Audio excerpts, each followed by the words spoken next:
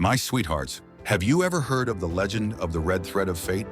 The invisible thread that ties two souls together, making them fall in love and stay together forever. No matter how hard you try to escape it, destiny will bring you together. It was written for you even before you were born. Who you'll be with, who you'll love, it's all predestined. And today our hero tried to defy his fate, saying, "This red thread would never tie me to that girl." But destiny kept proving him wrong every single day.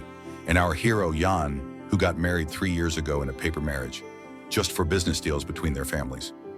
In those 3 years, they never even said hello to each other, let alone saw one another. Then one day she wakes up to find herself in bed with our hero, looking like they had a wild 1001 nights kind of night, the kind she'd been waiting for 3 years. But she can't remember how or when it happened. She tries to recall the day before. There was a party, and the last thing she remembers is drinking a glass of wine with him. But one glass couldn't have caused all this.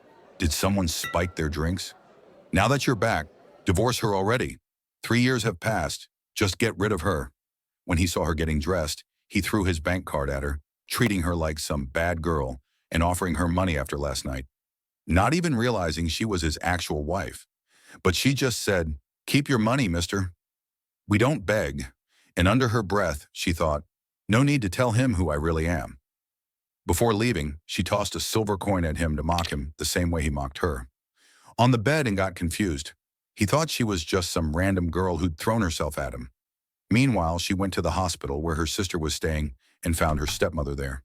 The stepmother said, "I was the one who prepared your and Jan's drink." The nurse looked smug, like she'd pulled off some grand scheme. Our girl then declared she'd divorce him and wouldn't take any extra alimony. Her sister, meanwhile, woke up to shouting, and our heroine's face paled as she looked at her. The doctor said, "If the tests are good, she'll have the surgery. Once she recovers, she'll help the family and won't leave all the burden on you," demanding she come immediately. As for our hero, why divorce her when you haven't even seen her little toe? You might end up loving her, and if you stubbornly insist on divorcing, you'll look terrible. "We only married so my family could invest in her father's business. That's it." He storms off to his car, sneers at the bride. "My son only married you because your father forced him. Now he's CEO, and you, a nobody, don't deserve to stand beside him. I'm selling him. I don't want him." Someone barges in with divorce papers. The bride signs instantly, refusing hesitation. Here are the papers. After signing, there's a 30-day grace period where either side can cancel. Once it ends, the divorce is final. A colleague suggests, "There's one way to save us. You know Jan, the tycoon? He just bought a luxury villa, probably for his wedding. Rich families hire top designers. If we land that contract, we're saved. I got you a gift. You'll love her." Wink, wink. The ex-couple reunites, clueless. She pitches her design. 7 million, budget-friendly. We're the best. Ask anyone. Their worlds collide, business, pride, and unsaid sparks. She'll leave, and he agreed to play, but it ends in a tie. He refuses to give her a chance to speak. Then she meets a guy named Chow who tells her he knows she'll die for this project because her studio's mortgaged. And she needs money. He tells her to meet him at 7 p.m. and he'll help her, but his tone makes it clear. His intentions are as dark as his black t-shirt. He says if she drinks all these shots, he'll give her the villa project. When she finishes them, dizzy, he tries to assault her. In desperation, she yells, "I'm Jan's wife. If he finds out you tried this, your whole family will vanish." Jan's wife, he'd just give you the project. No tennis games. She snaps back, "I'll call him and prove it." He hesitates, waiting, so she smashes the phone on his head and bolts. Outside, she crashes into our boy Chow and clings to him, begging for help, growling at Chow, "Your debt with me isn't settled." He takes her home, but she won't let go, clutching him hysterically until she passes out. "What will it take to tame you?" He leaves to get water, but remembers their night together 2 days ago. Losing control, he kisses her, then shoves her away, and flees, even tumbling down the stairs to escape. Who abandoned the project? He returns to find her, screaming, "Why do this to me?" No chance to explain. He freezes. Where's that voice coming from? Then finds her crumpled on the floor, sobbing. His anger melts. "You're the designer who left?" She nods. He remembers her past words and curses his own stupidity, apologizing repeatedly. "I misunderstood everything. I'm sorry." He calls his secretary to bring her clothes.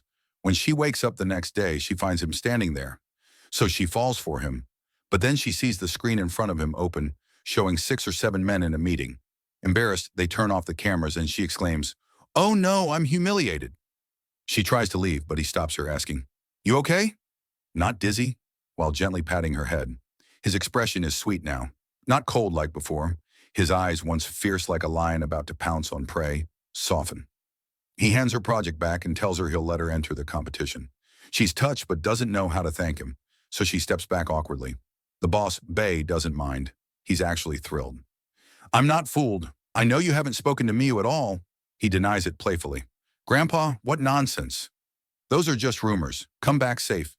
He hangs up, then texts our girl, telling her to greet his grandfather at the airport, and not to mention the divorce.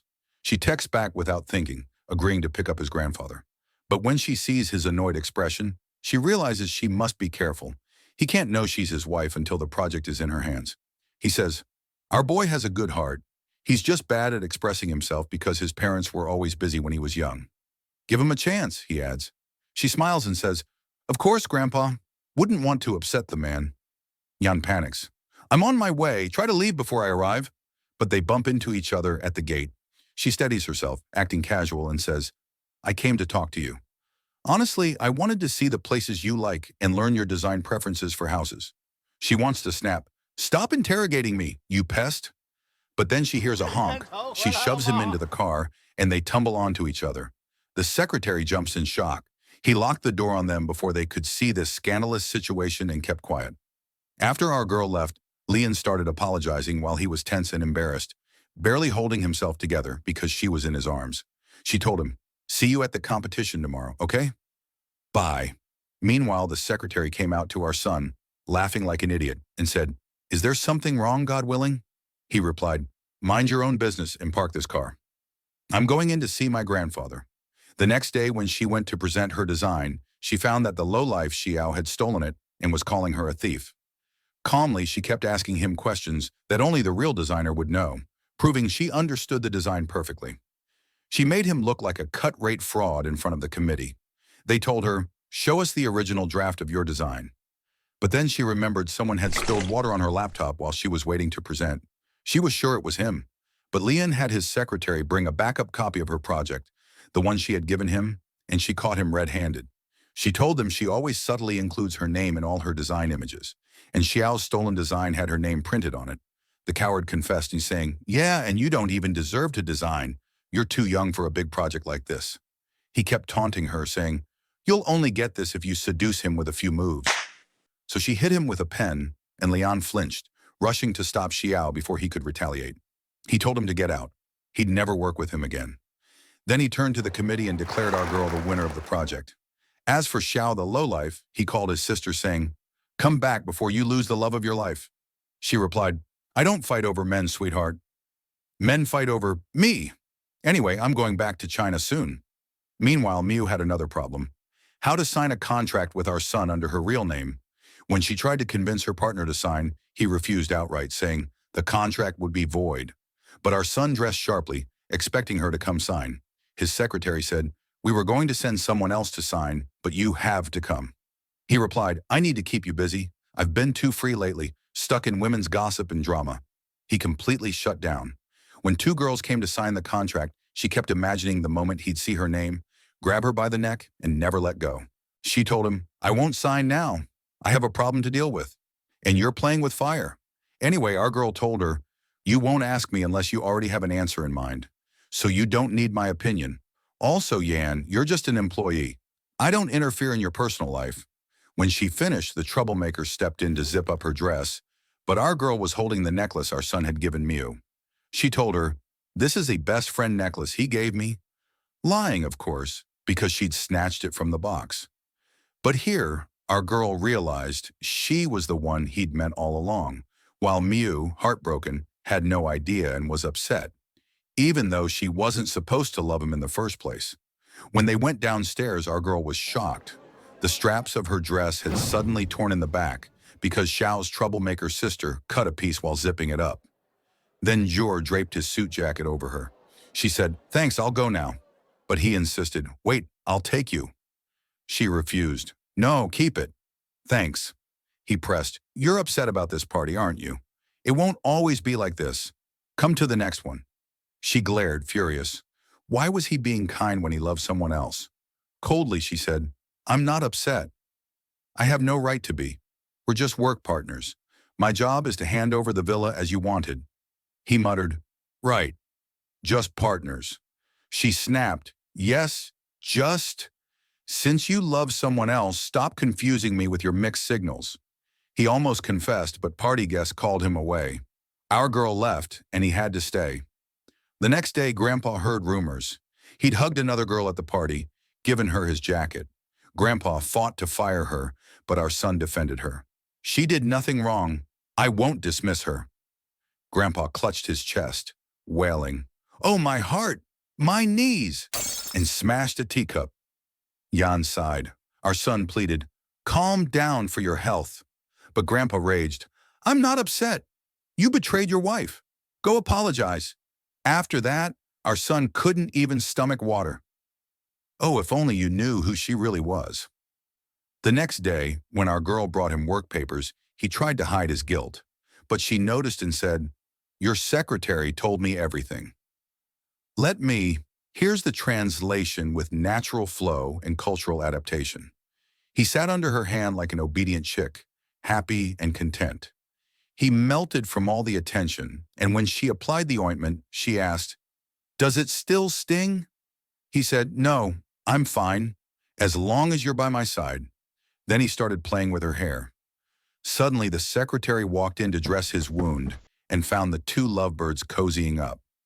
Our girl immediately got up to leave, but oops, he playfully threw a pillow at the secretary, yelling, Dude, where do you keep popping up from? Seriously. Then he muttered, Curse the day I ever laid eyes on you. Later, he asked the secretary, Hey, I need your opinion. If a girl was sweet and kind to you, but suddenly started pulling away, what would you call that? The secretary smirked. Obviously, another girl showed up, and the first one got jealous. He asked, So what's the solution? The secretary said, Try being nice to the new girl and see how the first one reacts, if she's jealous or doesn't care. Our guy groaned, Am I in high school? This is ridiculous. But then he went along with the secretary's silly plan and took Xiao's sister to the villa where he knew our girl was working. When Miao arrived, he started fixing the other girl's hair and laughing with her. When our girl saw them, she turned and walked away fast. He thought, Oh no, I messed up, and ran after her, stopping her to ask, Why'd you run? Jealous. She snapped, Jealous of what? I'm working. He said, You're right. You can change and do whatever you want. She didn't get if he meant she had the right to change for him or just in general. He left her confused and walked off, grinning like a kid that she was actually jealous. Meanwhile, the troublemaker our guy brought along saw everything and loosened the bolts on the iron staircase the workers were painting. When our girl came to check the papers, she fell and hurt her hand badly. Hearing the noise, our guy rushed over, but the troublemaker lied. Oh, she just twisted her ankle. No big deal. She's got places to be. So our girl went alone to the doctor, who told her the injury was severe. She needed surgery with a specialist, or her hand might never heal properly. She broke down crying because, as a decor engineer, her hands are her work. The doctor said, The top specialists aren't available right now, but he looks at the photo and sends her a message saying he wants the divorce to happen immediately. She replies, Fine. Then her father's wife, the troublemaker, comes and says, You're useless. You only needed your ex back in college days. Now you're worthless, and your husband is leaving you. She fires back, Stop being shameless. You're stealing investment money, people are complaining, and now you come blaming me? Later, she goes to our son's grandfather, who tells her, Divorce? No way, forget it. I'll stay glued to you like an earring. He adds, You're like my own daughter. Be honest. Your ex from college. Do you still have feelings for him? Is that why you want a divorce? She insists, No, I swear I don't know anything about him anymore. He sighs, Alhamdulillah, but still, drop this divorce nonsense. As the grandfather leaves, our son sends her a message. though he means it for his son, saying he booked a nice restaurant for dinner and wants her to come. But she's fed up with him and doesn't reply. So our son storms out of his office, goes to her workplace, and when he asks for her at reception, the girl says, she's not here and won't be in tomorrow. He barges into the office, convinced she's hiding from him, but she's genuinely not there. Our girl had planned it so he wouldn't see her. When she leaves the company at night, she finds him standing there like a ghost. Startled, she says, A'udhu billah. What time is it? When he asks, why are you avoiding me? She deflects. Nothing happened. It's just late. I'm going home. He grabs her arm and demands, cut the crap. You know how I feel about you. She retorts, and I know why. He presses, you're really upset with me, aren't you? She snaps, you're just a client. Why would I be upset? He growls, we're never getting past this client thing, are we? Glancing at his watch, midnight, he murmurs, good, I made it in time. Every year you're safe. Then he pulls out the necklace she'd once picked, and she almost smiles, trying to hide her delight. It's too expensive. I can't accept it, she protests. He shrugs. Suit yourself. I'll just toss it, pretending to throw it. She yells, you ruin everything. What are you doing? As she scrambles to find it, he grabs her, revealing the necklace still in his hand. Before she can call him a son of a duck, teasingly, he pulls her in and kisses her. When she tries to push him away, his grip is unshakable. He won't let go, and off they go. He's dressed up and whispering like he's her lover, then suddenly stares at her like, what's wrong with you? Who are you? She shushes him, saying she'll explain later, when suddenly, he notices our girl shivering from the AC and puts his jacket on her like he wasn't just standing there like a fool. She thinks to herself, oh, so you do have manners. Meanwhile, he takes off his jacket and gives it to our guy, saying, if you're cold, take it, dude. Don't catch a cold. Our guy barely holds back laughter at this nonsense, then turns to say, my hotel's nearby with a jacuzzi and sauna. Make yourself at home. To our girl, he adds, you're welcome too. Hands back the jacket and she mutters, wow, what a gentleman. If I were another girl, I'd have fallen for you by now. She side-eyes him, thinking, anyone who trusts you deserves a sandal to the face. Next day, our girl goes to the hotel with her husband, fake marriage, holding hands while he's stiff as a board, blushing like a schoolboy. Meanwhile, someone's watching them like, are they really married or just fooling around? Every time she gets close, her husband flinches like he's been scorpion stung. Girl, this isn't proper. Let's just be siblings. Later, our guy has staff relocate. His relative locks the elevator with her inside, then storms down to kiss her out of jealousy. He saw the other guy hugging her in there. She keeps trying to escape until finally managing to flee. He chases her. Grabbing her clothes, she yells, have you lost your mind? Why do you even like that guy? I'm better. Forces kisses until she hits him with a pen and leaves. At home, his secretary asks, why so sour, sweetie? Want tea? He rants, if your friend loves a girl who prefers her husband over him, what should he do? Secretary gasps, Astagfirullah, even Abu Lahab. Notorious Quranic villain. We wouldn't go that far. Our guy snaps, listen, your friend should keep her busy with work all night so she can't see her husband while he spends time with her. Secretary, God protect us from homewreckers. Meanwhile, our guy starts scheming. Who told you this was a date? This was a disaster. You owe me big time. Meanwhile, our poor girl, if you remember, walked into the cafe and found our girl standing with him, acting all cozy and flirty. Then she flashed back to 3 years ago when they were celebrating her birthday, but her dad was more focused on our girl because she was about to start at a prestigious university.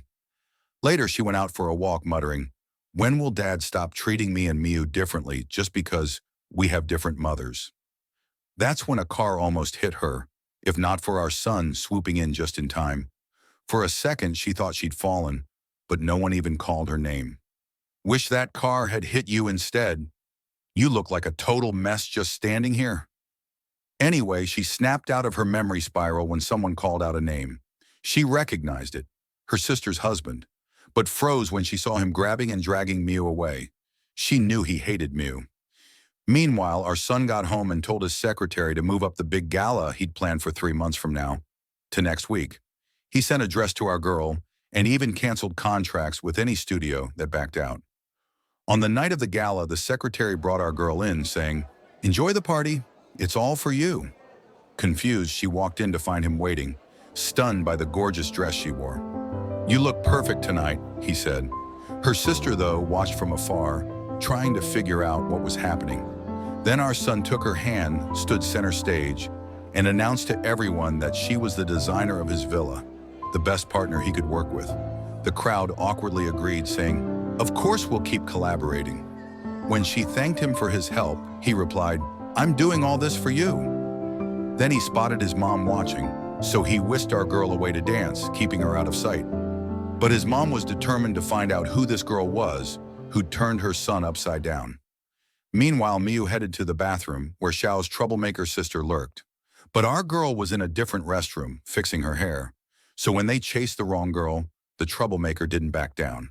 She drugged our girl's drink, then gathered some girls, claiming her boyfriend's cheating on her with some girl in that room over there. She even planted a guy to carry our girl away while she was out cold. That was the plan. But when people rushed in, the troublemaker realized it was Xiao's sister. Then Yan enters, embarrassed because she loves her and wants her with her son. She tries to cover herself, saying, "Yan, the jacket. It's right here, the one I had at the party." She relaxes, says she'll let her rest and change. Then the troublemaker arrives, calls the girl she conspired with, and apologizes that the guy gave her drugs instead of our girl.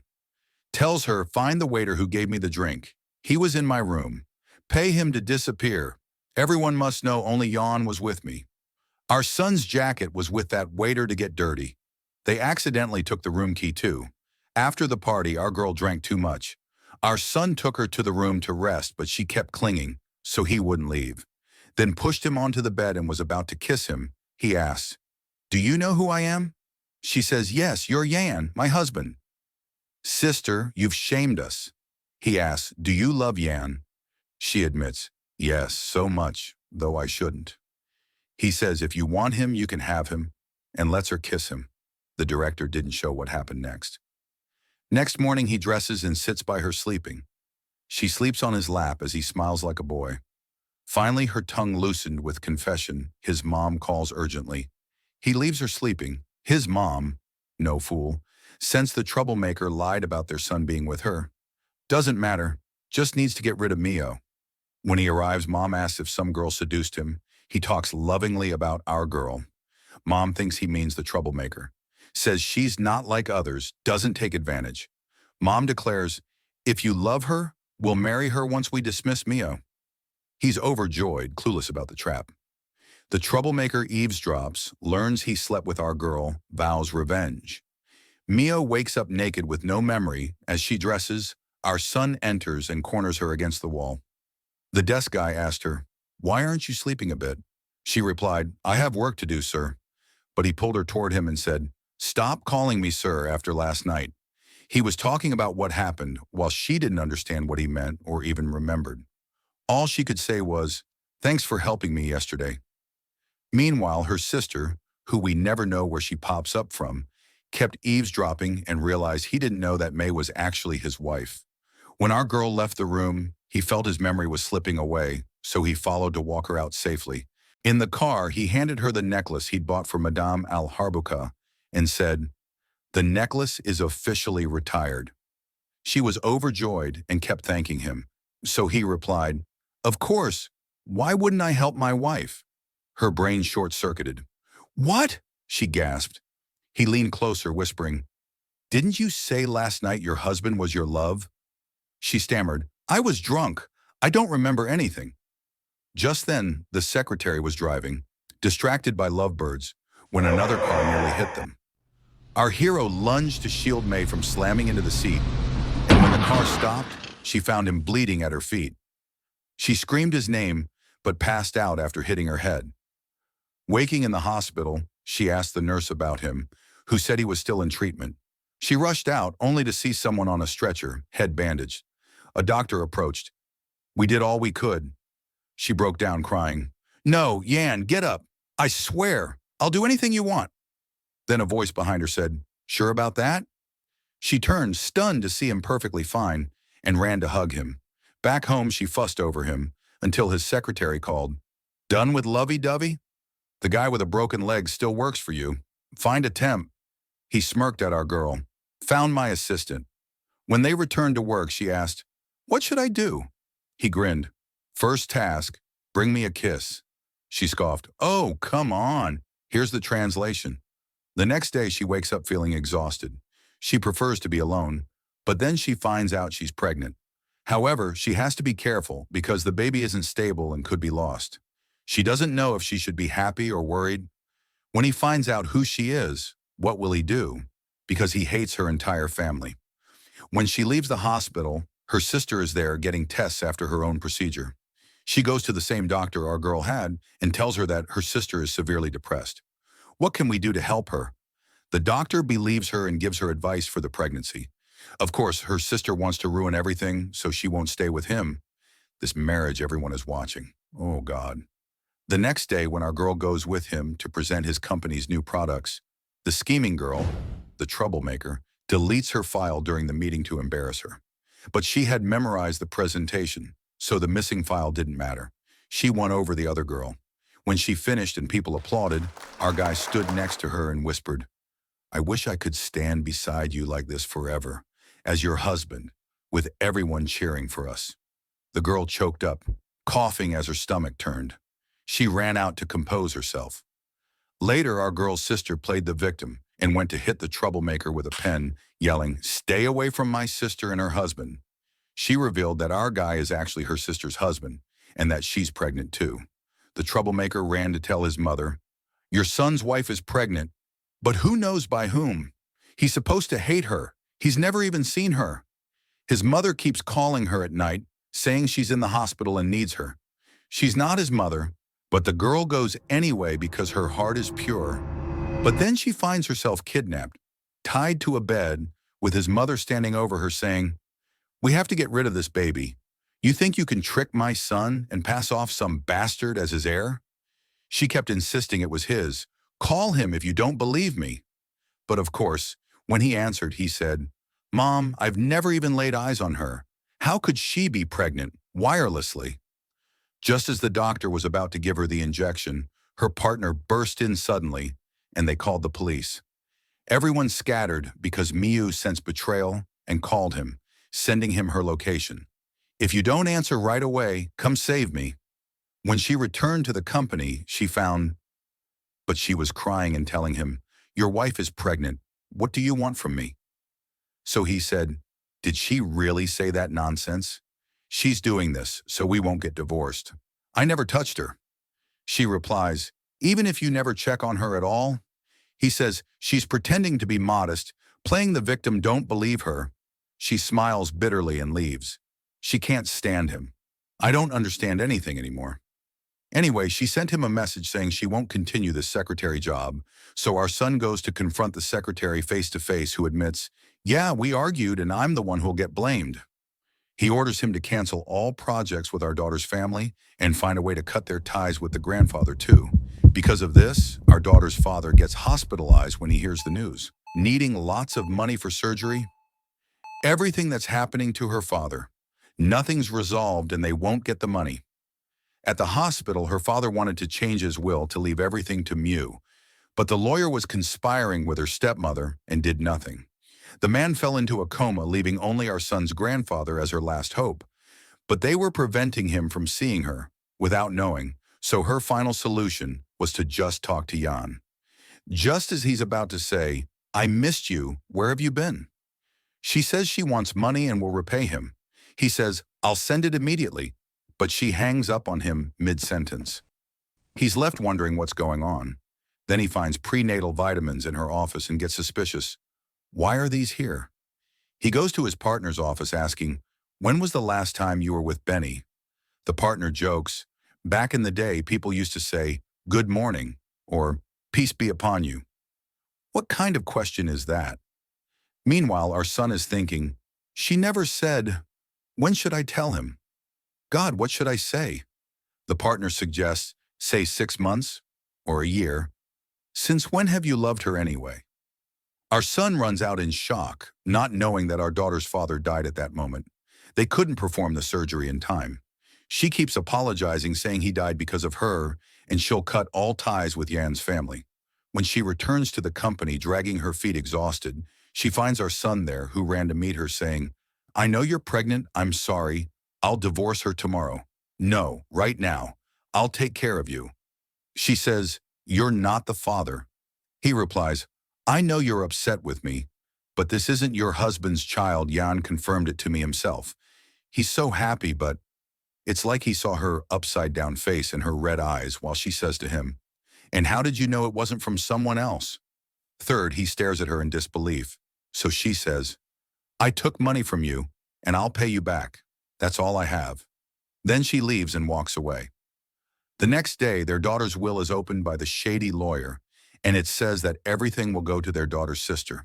So their daughter is shocked, but her sister says, of course your father said you were successful and didn't need the family money, but your sister was sick and struggling. She adds, this house is hers now, but you can come anytime. Later, their daughter goes to the villa for work, but Jan is secretly watching her from afar. His secretary says, honestly, I've never seen someone hide in their own house like this. He snaps, shut up, you donkey, and keep your voice down. Besides, she's upset and pregnant. I don't want her to see me right now. But suddenly they hear a worker shout, what's wrong? He runs over and finds her passed out, so he quickly carries her to the hospital. When she wakes up, she says, thank you, but you can go now. He replies, don't do this to us. Don't you remember the car accident? When I saved you, you said you'd do anything for me. I'll take care of the child, even if it's not mine. Just let me stay by your side. But she says, leave. What's between us is wrong. Later, she meets his grandfather, who agrees to the divorce. He apologizes for what his family did, then says, by the way, our hotel is hosting an event. Why don't you go for a few days to relax and think things over? If you still want a divorce, I won't stop you. So through his help, she goes to the hotel. At the same time, their daughter arrives at the same hotel, but they don't see each other. When their son reaches the dinner spot, he finds the secretary has set up a table with roses and candles. He says, I swear on my parents, tell me, what is this? Red roses and candles for a dinner between two men? Did you assign me to atone for sins? The secretary laughs, exactly. He admits, honestly, your grandfather brought you and your wife here to reconcile. Their son snaps, tell me her room number, get the divorce papers, and lock me in. But as he nears the room, he sees their daughter walking ahead. He asks, are you Mio? She says, no, she brought me here. He demands, what did she do to you? She replies, nothing. She just knew my place, that I was just a mistress. He says, I'm going in to get her, and told her, I didn't do this because I objected to my grandfather forcing me to marry a stranger. She says, don't touch me. Even before we married, all you thought of me was that I was a gold-digging bitch. If you'll just forgive me, our love, our son, she cuts in. My son? Who are you to say that? Weren't you always saying you'd never want a child with my bloodline? She lies coldly. Our son died because of you. He sobs, I'm a monster. If I'd gone to the hospital, why didn't you tell me it was you? Just hearing my name? Of course I was scared. He weeps, my fault for judging you blindly. She demands divorce. He begs, no. Give me a chance to fix this. I love you. Sits with his mother, fake smiling. I'm pregnant. The deluded grandma calls the wife, gloating. Then her partner texts, surveillance footage from dad's company exposes the mistress. The wife shuts her down. Admit you're not pregnant. I had your phone tapped, heard everything. She sneers, taking her side? She dragged you into this using your son's name. Even said you were pregnant. The wife pales. Now she understands everything. Her sister was behind it all. The hospital called about Bayan's discharge. The daughter walks in here, while he runs after her saying, I missed you. I refused to call or come to you so I wouldn't pressure you. She replies, don't think I'll cry and thank you. If you hadn't cut the company's funding, my father wouldn't have died. I stayed by your side just so you'd divorce me. Now our son is gone. There's nothing left between us." But he hugs her, refusing to let go. "I've never loved anyone. You're the first in my life. I was wrong. Hit me, do anything, but don't leave me." She walks away and leaves. She goes to sit with her sister, a designer, and stays overnight. At night, when their daughter sleeps, her sister unlocks her phone with her fingerprint and messages their son. "I want to see him." He replies, "I'm waiting for you." She leaves the phone near their daughter, unaware she's awake. Later, he finds her swimming. He pulls her out, confused why she came. She hugs him. "Please, I've loved you for so long."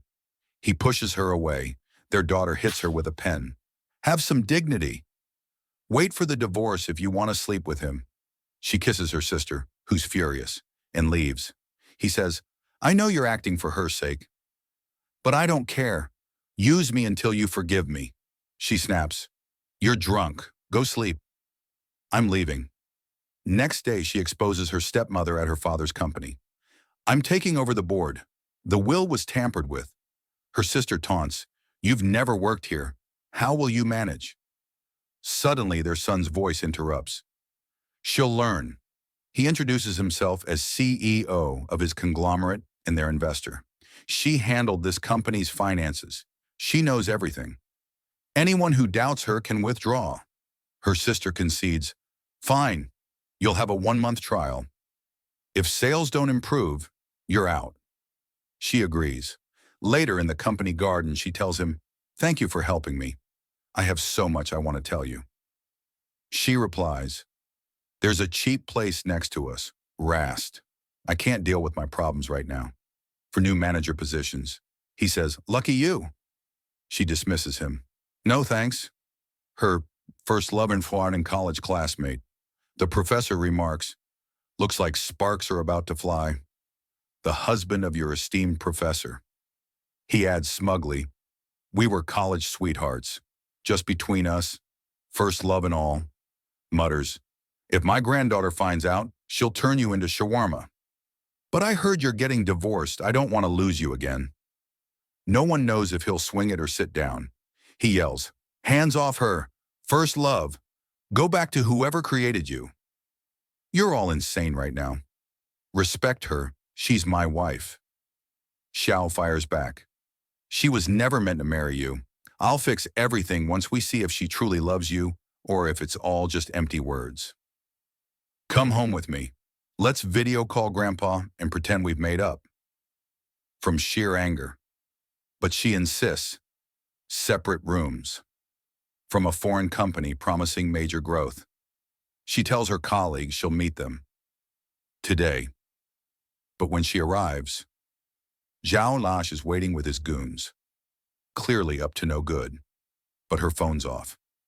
Frustrated, he contacts her colleague to track her down, and the moment he heard Zhao's name, our son jumped up from his seat to chase after her, but the crazy guy kidnapped her because Yan had ruined his family's business after what his sister did.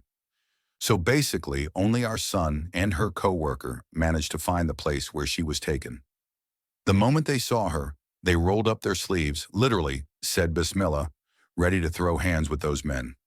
Afterward, both of them ended up in the ER because they got beaten up by all those people, and there they were, groaning just so each could get attention from our poor, exhausted girl, until the doctor told them, "You're fine, there's nothing wrong. Just put some ointment on the bruises and that's it." So they were left sulking, and her coworker says, "Come on, I'll take you home." She replies, "All right," leaving Yan behind, stewing in his anger. When she gets home, she finds our son there. He made a copy of her key and cooked her dinner as if he wasn't just beaten up.